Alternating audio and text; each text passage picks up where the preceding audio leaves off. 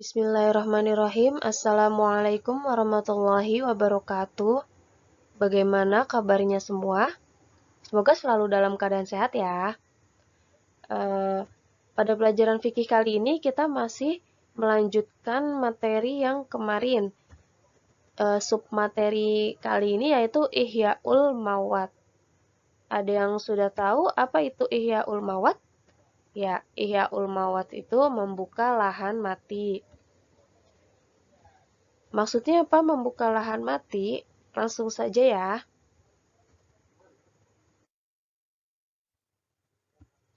Sebelum kita mengetahui definisi Ihya'ul Mawat, dalil yang menjadi dasar legalitas Ihya'ul Mawat ini yaitu sabda Rasulullah Shallallahu Alaihi Wasallam yang berbunyi man ahya arda mayyita falahu ajru wa ma akalahul awafi fahuwa lahu shadaqah. Yang artinya, barang siapa yang membuka tanah yang mati, maka tanah itu menjadi haknya.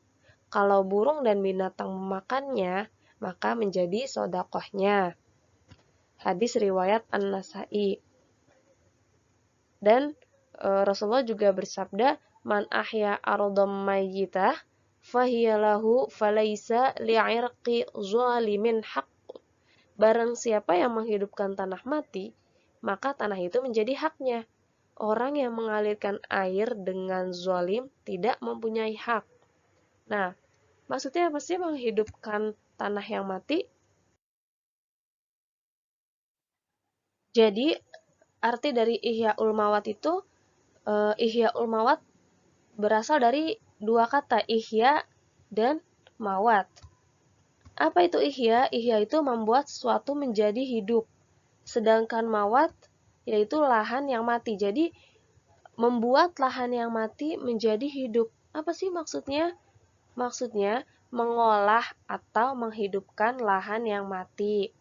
Nah, jadi ketika ada lahan yang mati ini lahan yang tidak dimiliki oleh siapapun. Jadi lahan yang tak bertuan, belum ada yang memiliki.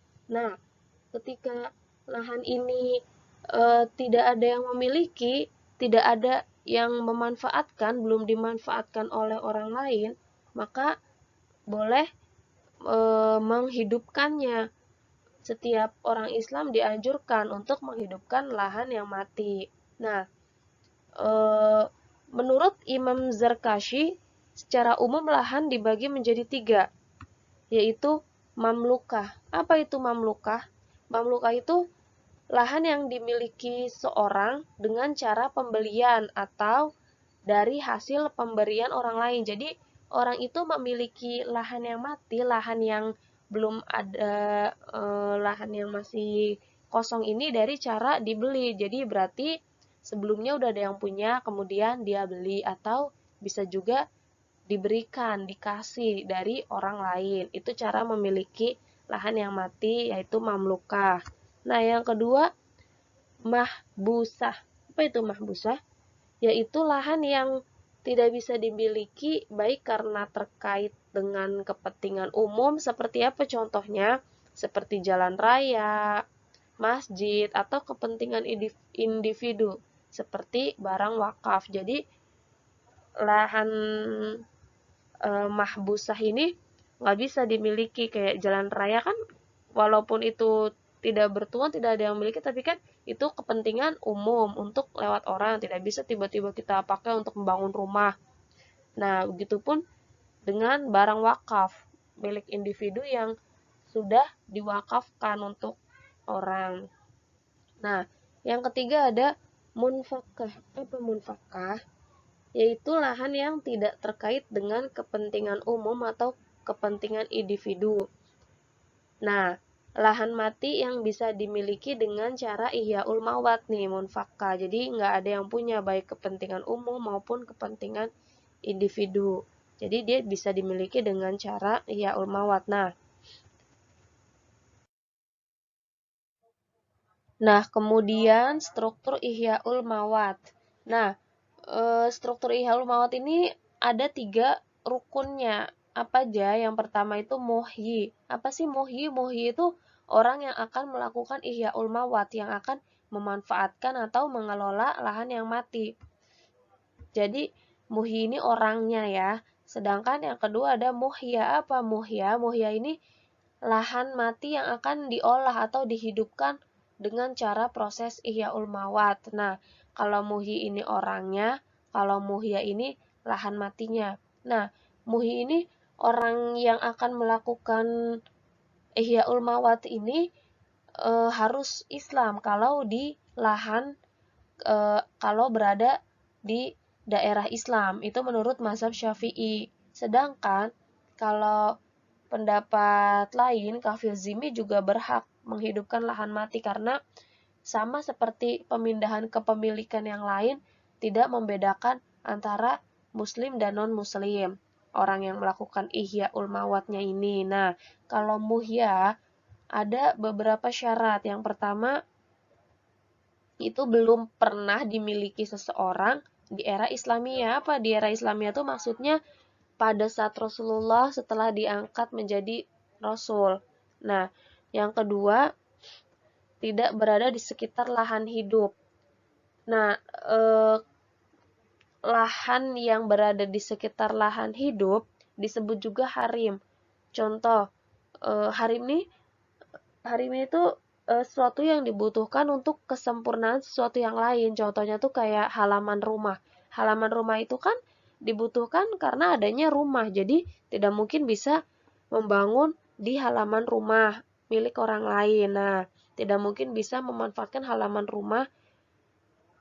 rumahnya ini tidak mungkin bisa dipakai karena dia menyempurnakan rumah seperti itu. Nah, yang ketiga berada di daerah Islam. Kalau menurut mazhab Syafi'i ini emang harus berada di daerah Islam. Kalau misalkan di daerah non-Islam boleh, tapi kalau masyarakat non-Islamnya ini menyetujui, tidak melarang, tidak menolak baru. Sedangkan kalau mazhab lain mau daerah Islam atau non-Islam sama saja. Nah, yang ketiga ada ihya. Apa ihya? Ihya itu adalah prosesnya, proses pengolahan lahan matinya yang secara hukum menjadi milik pengolah.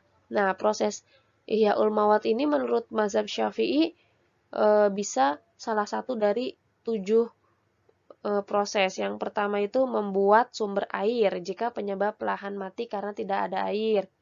Kemudian membuang air jika penyebab lahan mati karena tergenang. Kemudian membuat bangunan, terus menanam pohon, kemudian juga bercocok tanam, menebang pohon, dan meratakan lahan dengan cara menghancurkan batu-batu yang besar. Nah, proses pengolahan lahan mati ini harus sesuai dengan tujuan yang diinginkan pengolah. Contohnya misalkan merubah lahan mati ini menjadi rumah, ya berarti yang harus dilakukan pengolah ini harus dilakukan orang ini itu mengubah statusnya sebagai pemilik lahan tersebut. Terus juga membuat pagar, masang pintu, masang atap ya. Pokoknya proses untuk membuat rumah agar lahannya ini tidak menjadi lahan mati lagi. Nah, atau misalkan yang diinginkan merubah lahan mati ini menjadi perkebunan, ya berarti prosesnya masang pagar, nanam pohon, dan lain sebagainya. Nah, kemudian jika ada suatu lahan mati tapi sudah diklaim pemerintah, baik secara keseluruhannya atau sebagiannya itu, maka nggak bisa kita miliki dengan cara ihyaul mawat tanpa ada izin dari pemerintah. Nah, terus juga kalau ada lahan yang kita nggak tahu pernah dimiliki atau enggak di era Islamiyah atau di era Jahiliyah, berarti ada dua pendapat nih. Kalau menurut Imam Romli, tidak bisa dimiliki dengan proses ihyaul mawat. Tapi kalau menurut Imam Ibnu Hajar, bisa dimiliki sebagaimana lahan mati. Seperti itu. Jadi, seperti itu proses untuk proses dan rukun-rukun untuk membuka lahan yang mati.